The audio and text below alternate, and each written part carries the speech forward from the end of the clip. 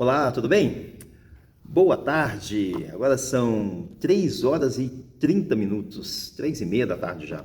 Eu quero gravar aqui um estudo nosso, o nosso estudo 23 da nossa Escola Bíblica Dominical. É o nosso estudo que faremos amanhã, na nossa EBD, tá bem? E o nosso tema é: por que o Redentor tem que ser verdadeiramente Deus? Por que Jesus Cristo precisa ser verdadeiramente Deus, tá? No último estudo falamos de por que Jesus precisa ser verdadeiramente humano. Então nós focamos na humanidade de Cristo, e aí falamos, por exemplo, que ele precisa ser verdadeiramente humano para, entre outras coisas, ser um substituto perfeito, ser um substituto para nós, tá? Porque nós pecamos, né? O homem, o ser humano pecou. Então, o substituto para o sacrifício adequado precisa ser humano. E ele precisa ser verdadeiramente humano também para se compadecer de nós, tá? Então, agora, o nosso foco é na divindade de Cristo. Por que Cristo precisa ser verdadeiramente divino, verdadeiramente Deus? Nós usamos aqui a palavra verdadeiramente, e ela tem uma função que é muitas doutrinas heréticas, no começo ainda da história da igreja, falavam que Jesus era apenas humano ou divino na aparência e não verdadeiramente, né? Então alguns iriam dizer, por exemplo, que Jesus parecia-se divino, né? Ou se mostrava como Deus, mas que não era verdadeiramente Deus, né? Ou que ele parecia humano, mas que não era verdadeiramente humano, tá? E aqui o foco é mostrar que Jesus era tanto verdadeiramente humano quanto verdadeiramente Deus, tá? Então, a resposta para a nossa pergunta do nosso catecismo é: por que ele precisa ser verdadeiramente Deus? Por quê? Em virtude de sua natureza divina, sua obediência e seus sofrimentos seriam perfeitos e eficazes, e ele seria capaz de suportar a justa ira de Deus contra o pecado, embora vencendo a morte. Tá?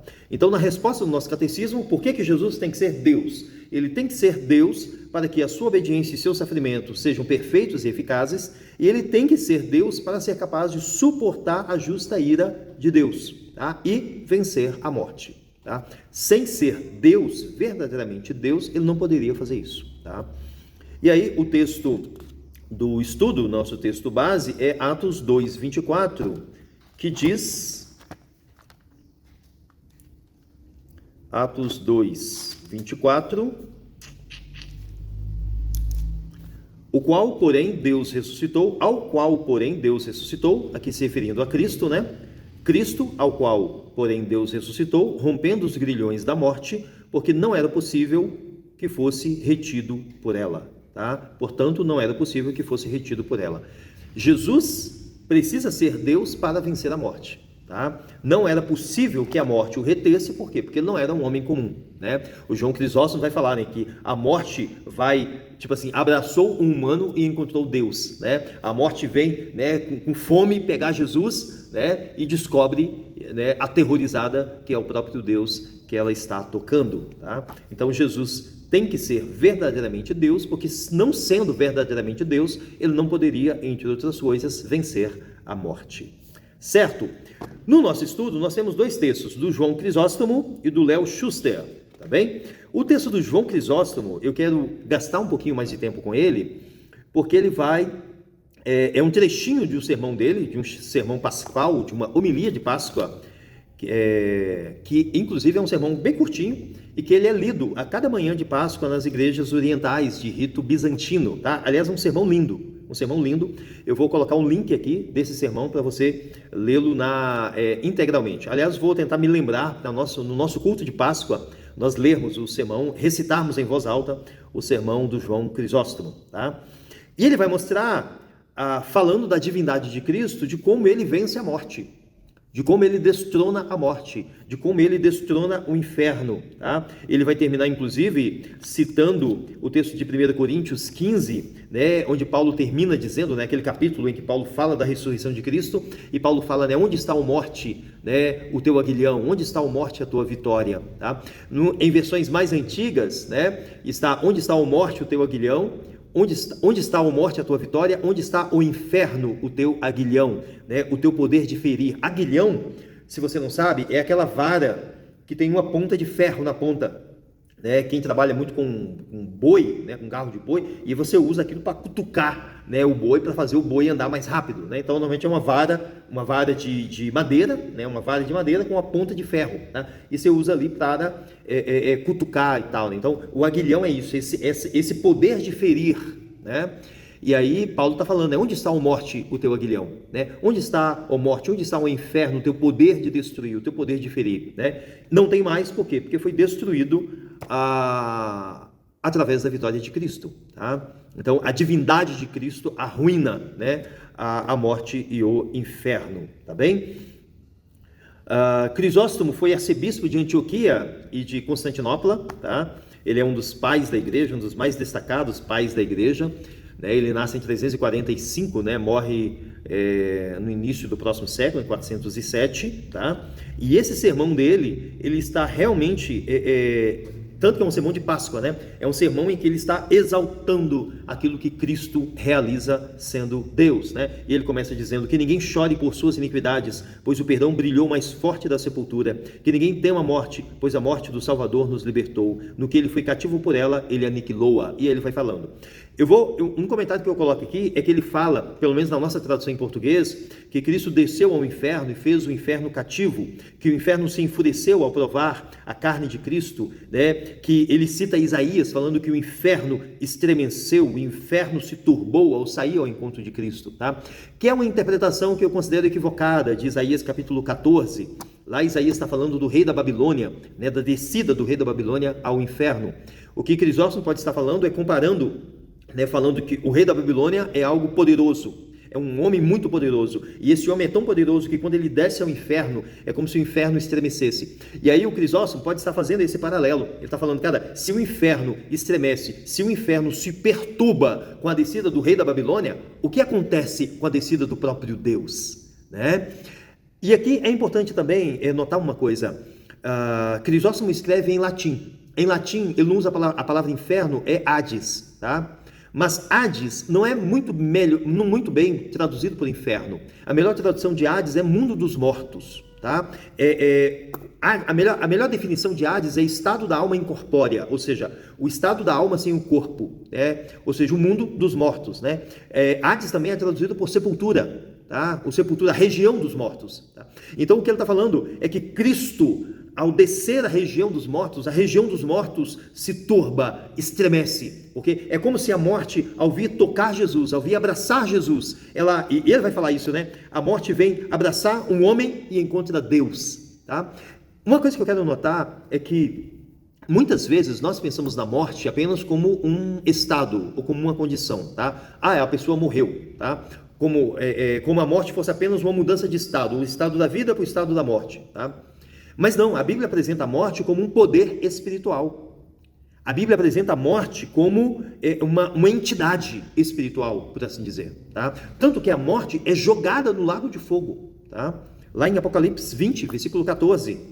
20, 14, é isso mesmo? Deixa eu conferir. Tá? A morte é condenada ao lago de fogo. A morte é condenada ao tormento eterno, tá? Então, a morte é um poder espiritual, é uma entidade espiritual, tá? E isso precisa ficar claro. A mesma coisa com inferno, ou melhor, com Hades, tá? Com o mundo dos mortos. 20, 14. Então, a morte e o Hades, ou a morte e o inferno, foram lançados para dentro do lago de fogo, que é a segunda morte, o lago de fogo, tá? Então, a morte é um poder espiritual, tá? As versões mais antigas traduzem aqui também a morte e o inferno, tá? No entanto, inferno aqui é algo meio que sinônimo para a morte, para o mundo dos mortos, né? É como se você dissesse a morte e o mundo dos mortos. Aliás, algumas versões vão traduzir assim, tá?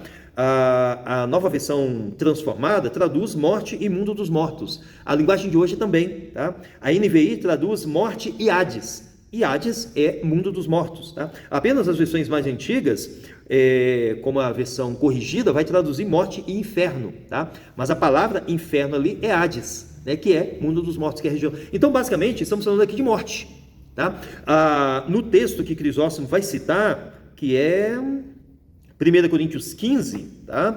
1 Coríntios 15, as versões mais antigas também vão trazer morte e inferno. Onde está a morte? a tua vitória? Onde está, ó inferno, o teu aguilhão? Mas as versões mais novas vai colocar a morte nas duas sentenças, né? Onde está, ó morte, a tua vitória? Onde está, ó morte, o teu aguilhão? Onde está, ó morte, o teu poder de ferir? Tá? E poderia ser também, onde está, ó morte, a tua vitória? Onde está, mundo dos mortos, o teu aguilhão? Tá? Por quê? Porque a morte e o inferno, a morte e o mundo dos mortos são arruinados em Cristo, são capturados em Cristo. Como o Crisóstomo fala, né? O inferno fica escarnecido, é preso por cadeias, o seu poder é contido. Aí ele fala, isso aqui é lindo: assumiu um corpo e encontrou Deus face a face, tomou a terra e encontrou o céu, tomou o que era visível, né? E caiu sobre o invisível. Tá? Isso aqui é maravilhoso. Tá? Então, tenta imaginar, pensa na morte como uma pessoa. Aí alguém morre como maldito e recebe a ira de Deus. A morte vai babando para cima desse sujeito e a morte o abraça. Quando Jesus morre na cruz, quando ele diz está consumado e expira e morre, a morte ali o abraça. Imagina a morte como uma entidade espiritual chegando e abraçando Jesus, dizendo você é meu. Mas quando a morte olha na cara desse sujeito que ela acabou de abraçar, ela se dá cara com o próprio Deus. Cara, é maravilhoso isso. Conseguiu imaginar? Conseguiu imaginar? É isso, tá? Continuando, tá? Por que isso é importante? Eu estou falando disso porque eu já falei num estudo, falei com a classe de jovens, que nós não cremos, nós não entendemos que Cristo literalmente desce ao inferno, né, após morrer, tá? Que a ideia que inclusive aparece no credo, em algumas versões do credo apostólico, que ele foi morto e sepultado e desceu ao inferno, tá? Isso é uma interpretação equivocada do texto de Pedro, tá? Que fala que Jesus desceu às regiões inferiores da terra, tá? Para dizer que ele foi sepultado, tá? Então, na verdade, porque acontece muito essa confusão, né? Então, ele desce ao inferno, mas em latim está falando ao Hades, tá? Mas como se fala Hades, não está falando o inferno como aquele local de tormento, está falando da região dos mortos, tá? Em outras palavras, da sepultura, ok? Da sepultura numa dimensão espiritual, por assim dizer, tá bem? Só para avançar, eu não quero me alongar muito, aí temos também o texto do Leo Schuster. Ele vai falar, né, que muitas vezes nós enfocamos os aspectos de Cristo como humano, tá? Mas que também é muito importante destacarmos a divindade de Cristo. E ele vai mostrar alguns textos mostrando como que a Bíblia destaca a divindade de Cristo, né? Então ele vai falar, por exemplo, que... deixa eu levantar aqui um pouquinho. Peraí. Aí. Gente. E aí ele vai citar alguns textos, ele vai citar João capítulo 1, por exemplo, falando em que João apresenta Jesus como verbo encarnado, né, como Deus encarnado. Ele vai citar Colossenses, Paulo, aos Colossenses 2,9, falando que em Cristo habita corporalmente toda a plenitude da divindade. Tá? Só segundos.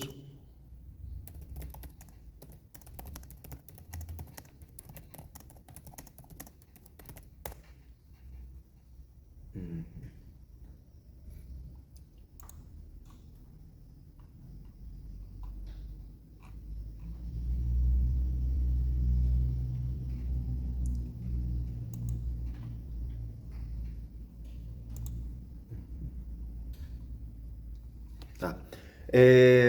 Então, Paulo vai citar isso, né? E aí depois ele vai citar o próprio Jesus falando, né, acerca disso, e ele vai explicar aqui na nossa segunda parte. Ele diz assim: por que então é importante que Jesus, como nosso Redentor, seja verdadeiramente Deus? O Leo Schuster vai dar dois motivos. O primeiro é que nosso pecado foi cometido contra Deus, e só Deus pode perdoar uma transgressão contra Ele mesmo.